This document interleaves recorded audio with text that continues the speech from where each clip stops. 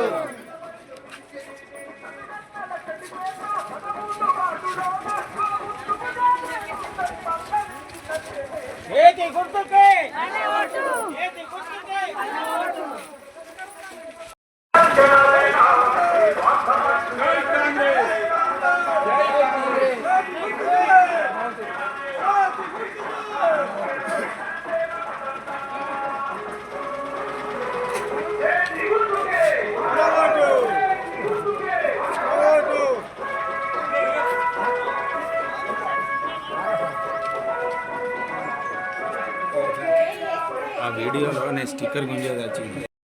Ward కౌన్సిలర్గా బిరుదుల సత్యనారాయణ నేను కొక్కిరాల ప్రేమ్సాగర్ రావు సూర్యకమ్మ ఆశీస్సులతో మీ వాడవాడకు మీ వాడ కౌన్సిలర్గా వస్తున్నాను. మీ సమస్యలు ఏమున్నా పరిష్కరిస్తానని మీకు హామీ ఇస్తున్నాను. మనం ఇప్పుడు అభివృద్ధి పనులు అయితే మనకి కన్నం కూడా కనబడుతున్నాయి. స్కూల్ కానీ, హాస్పిటల్ కానీ, రోడ్ల విస్తరణ కానీ, ఇంకా త్వరలో మనకు డ్రైనేజ్ ప్రాబ్లమ్స్, ఈ కరెంట్ పోల్స్, ఇవన్నీ అభివృద్ధి పనులకి మనకు ముందులో వస్తున్నది. కాబట్టి కాంగ్రెస్ ప్రభుత్వం మంచిగా పనులు చేస్తున్నది. కాబట్టి నన్ను ఆశీర్వదించండి. నేను ముందుకు వస్తున్నాను.